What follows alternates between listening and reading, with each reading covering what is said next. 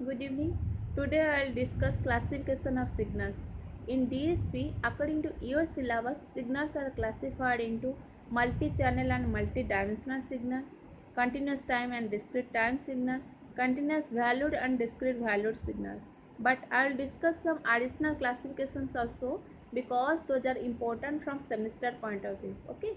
So I am explaining. See my lecture note so that it will be easy for you to understand. Okay, so first classification is multi-channel and multi-dimensional signal. What is multi-channel signal? A signal which are generated by multiple sources or multiple sensors are called multi-channel signals. Okay, मैं आपको एक example देती हूँ तब आपको multi channel signal समझ में आएगा. A common example of a multi-channel signal is ECG waveform. To generate ECG waveform, different leads are connected to the body of a patient. Each lead is acting as an individual channel. Okay. जैसे आप ECG waveform को analysis करते हो तो each lead को जो body parts में patient का लगा देते हैं. ओके, सो ईच लीड से आप इंफॉर्मेशन कलेक्ट करते हो. सपोज आपने 3 लीड लगाया, एक पेशेंट के बॉडी में 3 लीड लगाया. सो फर्स्ट लीड का आउटपुट जो आपके इंफॉर्मेशन आया तो उसको क्या मैं डिनोट की हूँ, x1t, next x2t second lead का, एंड थर्ड लीड का है x3t. बट पूरा एनालिसिस करने के लिए आपको क्या चाहिए, x1t चाहिए, x2t चाहिए, x3t चाहिए. मीन्स आप एक्सेप्ट टी को लिखते हो x1t, x2t, x3t एक वेक्टर फॉर्म में लिखते हो. x1t क्या है, चैनल 1 का आउटपुट, ये चैनल 2 का, एंड ये चैनल 3 का. सो पूरा एनालिसिस करने के लिए आपको चाहिए. सो एक्सेप्ट टी को बोलेंगे मल्टी चैनल सिग्नल, क्योंकि ये एक्चुअली एक वेक्टर है जो कि मल्टीपल सोर्सेस या मल्टीपल चैनल से जनरेट हो रहा है. ये फर्स्ट चैनल का आउटपुट है, सेकेंड चैनल का आउटपुट है, ये थर्ड चैनल का आउटपुट है. ओके, सो समझ में आया. यहाँ पे 3 लीड लगाए, अगर आप 5 लीड लगाओगे तो कितना आएगा, x1t, x2t, x3t, x4t, x5t इस टाइप का आएगा. जितने आप लीड लगाओगे उतना आउटपुट आपका आएगा. ओके, एंड उसको वेक्टर फॉर्म में लिखोगे. एंड दिस एक्सेप्ट टी को क्या बोलेंगे, मल्टी चैनल सिग्नल, क्योंकि आप एक वेक्टर में सारा रख रहे हो. ओके, सो समझ में आया. A signal which are generated by multiple sources or multiple sensors are called multi-channel signals. The resultant signal is the vector sum of signals from all channels. So these signals are represented by a vector. S of t is equal to, जैसे यहाँ पे मैं generalise की हूँ, यहाँ पे मैं example दिखा रही थी, पिछले केस में एग्जाम्पल दिखा रही थी, लेकिन अभी जनरलाइज कर रही हूँ. S of t is equal to S1 S2t S3t. अगर आप तो ये रिप्रेजेंट करेगा 3 चैनल सिग्नल को. 5 चैनल दिखाना चाहते हो, S3t, S4t, S5t तक जाएगा. समझ में आया. सो जितने चैनल से जितने सोर्सेस आप यूज कर रहे हो एक वेवफॉर्म को दिखाने के लिए, उसको उतना नंबर ऑफ, उस वेक्टर में उतना नंबर ऑफ सिग्नल्स रहेंगे. एंड उसको बोलेंगे जो आप फाइनल लिखते हो, जैसे यहाँ पे S को बोलेंगे multi channel signal. Okay, next है multi dimensional. A signal is called multi-dimensional if it is a function of multiple independent variables. तो पिछले केस में मल्टी चैनल में मैं क्या बताई, मल्टी चैनल में आप मल्टीपल सेंसर्स और मल्टीपल चैनल्स से जो सिग्नल जनरेट हो रहे हैं वो है आपकी मल्टी चैनल सिग्नल. लेकिन मल्टी डायमेंशनल सिग्नल ये समझ लो, सपोज एक सोर्स से जनरेट हो रहा है सिग्नल, लेकिन जो जनरेट हो रहा है वो सिग्नल कितने नंबर ऑफ वेरिएबल्स पे डिपेंडेंट है. जैसे आप टीवी स्क्रीन में, good example of multi dimensional signal is the picture displayed on the TV screen. TV screen में जब इंटेंसिटी या ब्राइटनेस को दिखाते हो आई ऑफ एक्स कमा वाई, सो एक्स कोऑर्डिनेट में और वाई कोऑर्डिनेट को लेके एक पॉइंट में आप इंटेंसिटी को दिखाना चाहते हो. सो एक पॉइंट वो डिपेंड करेगा both x and y coordinate में. मतलब एक सोर्स से जनरेट हो रहा है, लेकिन जो जनरेट हो रहा है वो अभी 2 वेरिएबल पे डिपेंडेंट है. अगर मैं टाइम के हिसाब से भी उसको वैरी कर दूँ, जैसे मैं एक्स वाई टी अभी 3 डायमेंशनल हो गया, मतलब टाइम के हिसाब से भी वो वैरी करेगा. फॉर एग्जांपल 10 बजे जो इंटेंसिटी था वो 11 बजे वो इंटेंसिटी हो सकता है, नहीं भी हो सकता है. ओके, सो अभी जो इंटेंसिटी है वो कितने वेरिएबल पर डिपेंडेंट है, 3 वेरिएबल पर डिपेंडेंट है. सो अभी ये हो जाएगा 3 डायमेंशनल. उसी तरह जो सिग्नल जनरेट हो रहा है वो अगर एक वेरिएबल पर डिपेंडेंट है 1 डायमेंशनल, 2 वेरिएबल पर डिपेंडेंट है 2 डायमेंशनल, अगर जितने वेरिएबल पर डिपेंडेंट होगा उतना डायमेंशनल हो जाएगा. ओके, समझ में आया. सो कीप इन माइंड जब मल्टी चैनल है वो मल्टीपल सोर्सेस या मल्टीपल चैनल पर डिपेंडेंट है, ओके, मल्टीपल चैनल से जो सिग्नल जनरेट हो रहा है, लेकिन मल्टी डायमेंशनल जो है वो जो सिग्नल जनरेट हो रहा है वो कितने number of function of independent variable पे उसको बोलेंगे मल्टी डायमेंशनल। कितने number of variables independent variables पे डिपेंडेंट है। ओके, फॉर एग्जाम्पल मैं multi channel and multi dimensional यहाँ पे लिखी हूँ, multi channel and multi dimensional suppose मिला के बोलती हूँ। सो यहाँ पे होगा I1 of x, y, t, I2 of x, y, t and I3 of x, y, t। सो तीनों सोर्सेज से I1, I2, I3 तीनों सोर्सेज से जनरेट हो रहा है एंड ईच सोर्स से जो जनरेट हो रहा है वो 3 वेरिएबल पे डिपेंडेंट है। सो पहले तो वो मल्टी चैनल हो गया क्योंकि 3 सोर्सेज पे डिपेंडेंट है एंड ईच सोर्स से जो जनरेट हो रहे हैं वो 3 वेरिएबल पे डिपेंडेंट है, इसलिए मल्टी डायमेंशनल भी है।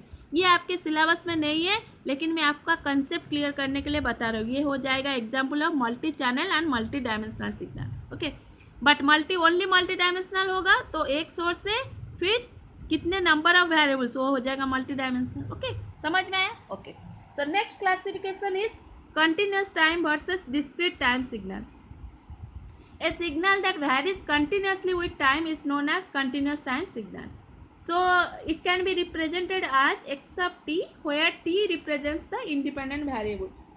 मैं आपको बताती हूँ, सपोज मैं आपको 10 से 5 के बीच में 10 बजे से सुबह 10 बजे से लेकर शाम 5 बजे के बीच में हर टाइमिंग में टेम्परेचर मेजर करके नोट करने के लिए बोली। सो आप 10, 10 1, 10 2, 10 3, 10 4 इस तरह आप सारे वैल्यू नोट कर लोगे। उसके बाद क्या करोगे, उसको प्लॉट करोगे। ओके, सो जो भी वैल्यू आएगा, कुछ भी वैल्यू आएगा इस टाइप का आपने प्लॉटिंग किया। सो वो जो होगा, वो जो सिग्नल जनरेट होगा उसको बोलेंगे क्या, कंटिन्यूस टाइम सिग्नल। क्योंकि आप 10 से 5 के बीच में the signal is varying continuously. Okay, so ये सारे पॉइंट के लिए आपने वैल्यू नोट किया एंड वो वैल्यू 0 हो सकता है लेकिन वो आपने वैल्यू नोट किया एंड आपने उसको प्लॉट किया। So the signal which varies continuously with time is known as continuous time signal. So continuously variation हो रहा है 10 से 5 के बीच में, हर टाइम इंस्टेंट में आपने वैल्यू नोट किया एंड आपने उसको प्लॉट किया, तो वो हो जाएगा कंटिन्यूस टाइम सिग्नल। लेकिन सपोज मैं आपको बोलती हूँ कि 10 से 5 के बीच में एक घंटे बीच में आपको नोट करना है। जैसे मैं आपको बोली 10 बजे, 11 बजे, 12 बजे, 1 बजे, 2 बजे, 3 बजे, 4 बजे, 5 बजे। ओके, सो आप एक घंटे के बीच में आप नोट करोगे कि क्या वैल्यू है। ओके, सो जब आपने 10 बजे एक बार नोट कर दिया कि क्या टेम्परेचर है, उसके बाद कब नोट करोगे, 11 बजे।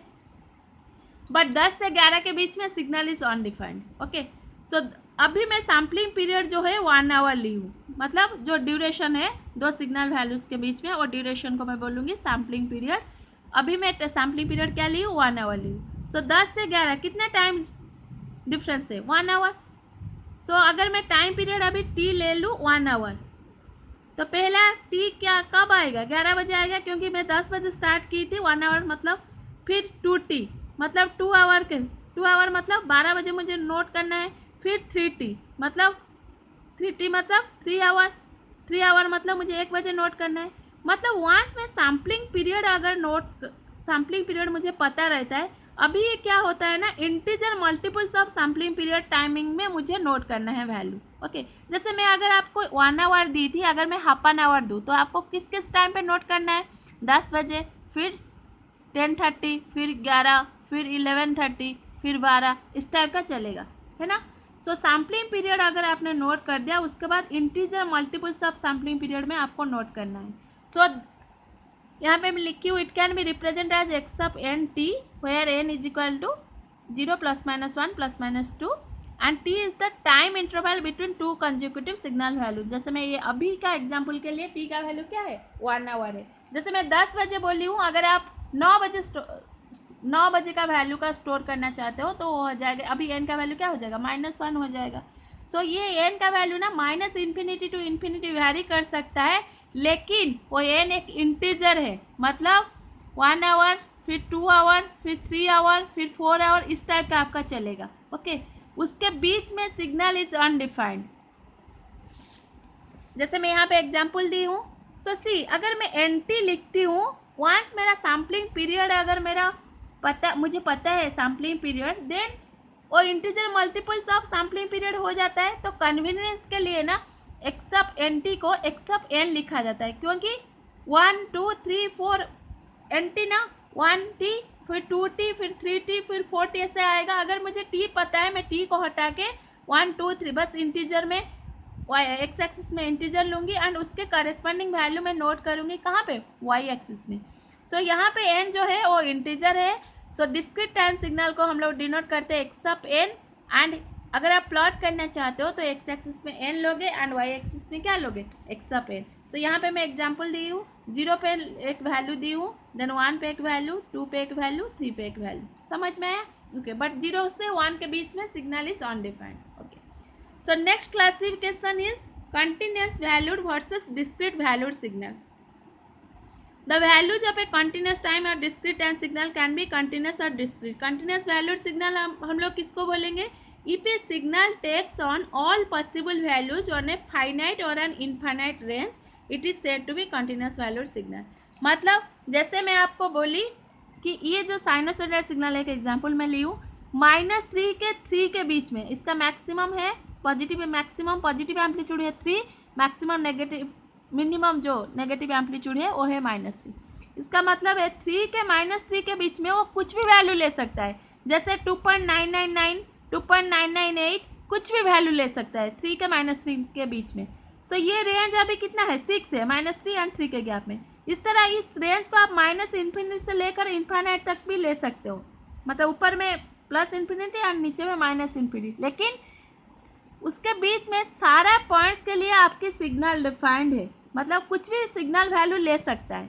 सो इसको बोलते हैं हम लोग कंटिन्यूस वैल्यूड सिग्नल। जैसे यहाँ पे मैं एग्जांपल दी हूँ continuous valued continuous time signal, क्योंकि ये कंटिन्यूस टाइम है एंड वैल्यू भी कंटिन्यूस ले रहा है। बट ये एग्जांपल है continuous valued discrete time signal. Discrete time हो गया मतलब आपके ये सारे इंटीजर आ जाएंगे, बट जो रेंज में दी हूँ 3 एंड -3 के बीच में ये सिग्नल कुछ भी वैल्यू ले सकता है, उसको बोलेंगे कंटिन्यूस वैल्यूड सिग्नल। मतलब 3, 2.5 और 2.998 2.992 कुछ भी वैल्यू यहाँ पे ले सकता है, जैसे मैं यहाँ पे प्लॉट की हूँ। सो कंटिन्यूस वैल्यूड, जब आप continuous valued and discrete valued जब सिग्नल को एनालिसिस करते हो ना, अगर आपके एम्पलीट्यूड एक्सिस एक रेंज के अंदर कुछ भी वैल्यू ले सकता है, वो है आपकी कंटिन्यूस वैल्यूड सिग्नल। अगर उस रेंज के अंदर एक पर्टिकुलर जो आपके लेवल होगा, जब अगर 4 लेवल या 5 लेवल होगा, उतने लेवल से कुछ भी वैल्यू ले सकता है, वो हो जाएगा आपकी डिस्क्रीट वैल्यूड सिग्नल।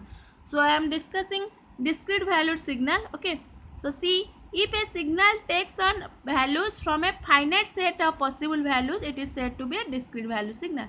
वहाँ पे क्या था, कंटिन्यूस वैल्यूड सिग्नल में एक रेंज के अंदर वो कुछ भी वैल्यू ले सकता है, लेकिन डिस्क्रीट वैल्यूड सिग्नल में एक रेंज के अंदर सारे वैल्यू नहीं ले सकता है। एक रेंज के अंदर उसको जितने परमिट, जैसे अभी मैं 3 के -3 के बीच में मैं बोली कि ओनली 4 लेवल करो। सो आपने क्या करोगे, 3 - 3 टोटल रेंज है 6 डिवाइडेड बाई 4 करोगे, जितना वैल्यू आएगा उतने लेवल को लेके यहाँ से लेके शुरू करोगे, 4 लेवल में आप 4 लेवलिंग कर दोगे एंड उस लेवल से सिग्नल वैल्यू, बस वो 4 लेवल से कुछ भी वैल्यू ले सकता है, सारे वैल्यू नहीं ले सकता है। ओके, सो देखो यहाँ पे लिखी हूँ, usually this values are equidistant and hence can be expressed as an integer multiple of the distance between 2 consecutive values.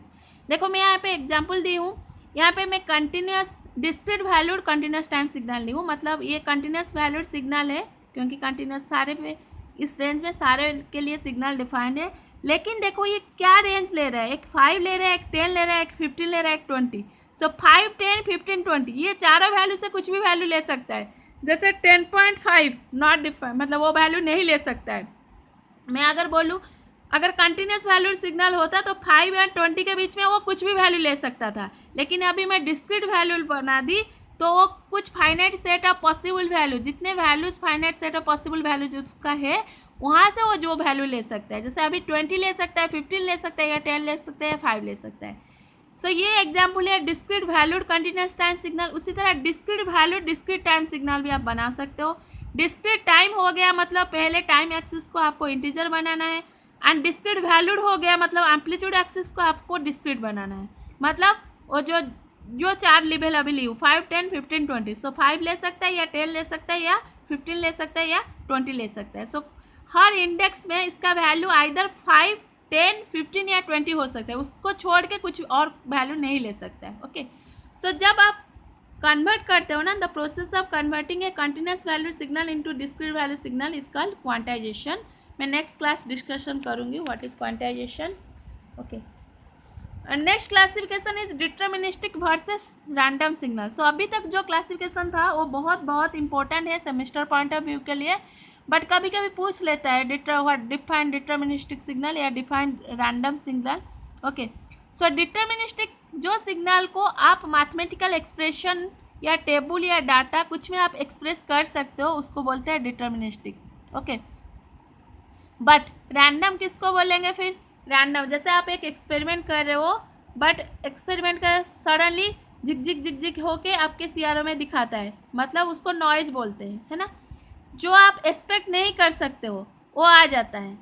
So random मतलब जिसका कैरेक्टरिस्टिक्स ना रैंडम है, नेचर में कुछ भी आ सकता है, उसको बोलेंगे रैंडम सिग्नल। मतलब उसका कुछ मैथमेटिकल एक्सप्रेशन ऐसा नहीं है कि आप कैलकुलेट कर सकते हो, मतलब कुछ मैथमेटिकल इक्वेशन नहीं है कि हाँ आगे ये आएगा, ये नॉइज आएगा, आप कैलकुलेट कर सकते हो, उसको बोलेंगे रैंडम सिग्नल। सो एग्जांपल है noise signals from various sources like electronic amplifier, oscillator, radio receiver. But यहाँ पे मैं डिटर्मिनिस्टिक सिग्नल का एग्जांपल दी हूँ स्टेप सिग्नल यूनिट स्टेप अगर मैं लिखती हूँ तो यू ऑफ एन का वैल्यू क्या होता है? 1 for n greater than equals to 0 and 0 otherwise. So इस यहाँ पे आपको पता है n कोई भी इंस्टेंस आप लोगे क्या वैल्यू आएगा आपको पता है ये इक्वेशन से, बट रैंडम सिग्नल के लिए आप ऐसे गेस नहीं कर सकते कि इतने टाइम के बाद क्या आएगा। सो रैंडम नेचर है। Okay, next classification is analogue versus digital signal. Analog signals are basically continuous time signal which can take all possible values on a finite or an infinite range. So आपके concept clear करने के लिए मैं बस इतना बता देती हूँ। एनालॉग सिग्नल होता है जो continuous valued continuous time signal है, वो है एनालॉग सिग्नल। मतलब टाइम तो कंटिन्यूस है एंड अगर एक रेंज आप डिफाइन करते हो, जैसे मैं 0 से 3 के बीच में अगर बोलती हूँ, 0 से 3 के बीच में वो कुछ भी वैल्यू ले सकता है। सो ये continuous in time as well as continuous in amplitude, उसको बोलेंगे analogue signal. But digital signal फिर किसको बोलेंगे? जो signal discrete in time as well as discrete in amplitude. आपने अभी पढ़ा discrete valued discrete time signal. So जो discrete valued discrete time signal है वो है आपके digital signal. So both discrete in time as well as discrete in amplitude. So आपको clear करने के लिए आपको क्वेश्चन आता है कि what is the difference between discrete time signal and digital signal? Okay, so discrete time signal अगर मैं 0 के 5 के बीच में 4 लेवल डिसीजन लेती हूँ, सो क्या आएगा? 1.25 आएगा एक लेवल में वैल्यू। सो अभी देखो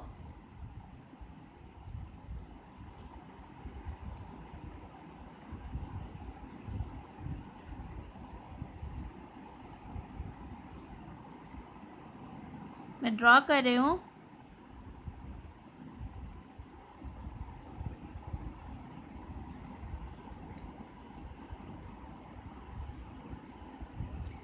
discrete time signal and digital signal में क्या डिफरेंस है?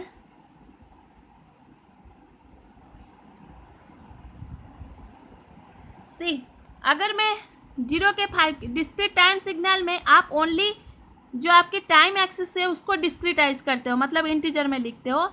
लेकिन अगर 0 के 5 के बीच में मेरा अभी डिस्क्रीट टाइम सिग्नल में ना कुछ भी वैल्यू ले सकता है। जैसे मैं लिखती हूँ 1.5, 2.222, 2.4, सपोज 3.5। ओके, यहाँ पे लिखती हूँ 4। इस टाइप का कुछ भी 0 से 5 के बीच में अगर मैं सिग्नल को डिफाइन करती हूँ, यहाँ पे कुछ भी वैल्यू ले सकता है। सो दिस इज आपकी continuous valued but discrete time signal. So discrete time signal में ना ओनली आपकी जो टाइम एक्सिस है वो डिस्क्रीटाइज होता है, मतलब इंटीजर में आप लिखते हो, लेकिन उसका एम्पलीट्यूड एक्सिस जो है ना वो कंटिन्यूस हो सकता है या डिस्क्रीट भी हो सकता है। कंटिन्यूस हो सकता है मतलब एक रेंज के अंदर वो कुछ भी वैल्यू ले सकता है। जैसे मैं 0 के 5 के बीच में बोल रही हूँ, ये कुछ भी वैल्यू ले सकता है एम्पलीट्यूड वैल्यू, और डिस्क्रीट भी हो सकता है। अगर उसका स्पेसिफिक केस में मैं बोलूँ, जैसे मैं अभी 0 के 5 के बीच में 4 लेवल में डिसीजन ली हूँ, 4 लेवल में वैल्यू होगा, तो एक लेवल में वैल्यू क्या हो जाएगा 1.25। मतलब वो 1.25, 2.5, 3.75, 5 इसके ये चारों वैल्यू ही ले सकता है। सो अभी मैं डिस्क्रिटाइज कर दी हूँ। सो ये हो जाएगा आपके डिजिटल सिग्नल। डिजिटल सिग्नल में आप सारे वैल्यू नहीं ले सकता है, जितने लेवल के लिए आप डिस्कशन करते हो उतने लेवल से कुछ भी वैल्यू ले सकता है। जैसे अभी मैं चारों लेवल ली हूँ, यहाँ पे मैं वैल्यू मेरा ये नहीं हो सकता है, जैसे मैं 3.5 अभी नहीं हो सकता है क्योंकि मैं चारों लेवल में डिसीजन ली हूँ। सो अभी वैल्यू आइदर 1.25, 2.5, 3.75 या 5 उसके बीच में कुछ भी वैल्यू ले सकता है। So digital signal is discrete in time as well as discrete in amplitude. Amplitude को एक्सिस को भी आप डिस्क्रीटाइज कर सकते हो। ओके क्योंकि अगर ये L1 यहाँ से मैं स्टार्ट करती हूँ, ये L0 हुआ तो ये L1 हो जाएगा, ये गैप जो होगा ये हो जाएगा L2 एंड ये हो जाएगा L3। ओके सो ये चारों लेवल हो गया, समझ में आया। सो ये चारों लेवल से कुछ भी वैल्यू ले सकता है, उसको छोड़कर और कुछ वैल्यू नहीं ले सकता। आप ऐसे जैसे मैं 4 ली हूँ, 5 में कुछ भी वैल्यू आप लिख सकते हो, जैसे अभी 1.25 फीट वो वैल्यू ले सकता है। बट डिस्क्रीट टाइम में 0 से 5 के बीच में कुछ भी वैल्यू ले सकता है, या ये चारों लेवल से वैल्यू। मतलब डिस्क्रीट टाइम जो सिग्नल है ना वो आइदर कंटिन्यूस वैल्यूड हो सकता है, कंटिन्यूस वैल्यूड हो सकता है या डिस्क्रीट वैल्यूड हो सकता है। ओके जब discrete time signal both discrete in time and discrete valued हो जाएगा उसको बोलेंगे हम digital signal. So digital signal actually एक स्पेसिफिक केस है डिस्क्रीट टाइम सिग्नल का। Okay so discrete time signal जब आप स्पेसिफाई करते हो, keep in mind only it is discrete in time axis, but digital is both discrete in time as well as discrete in amplitude. Okay so ये difference आपको question आता है, बहुत important है। What is the difference between discrete time signal and digital signal? Clear? So thank you very much.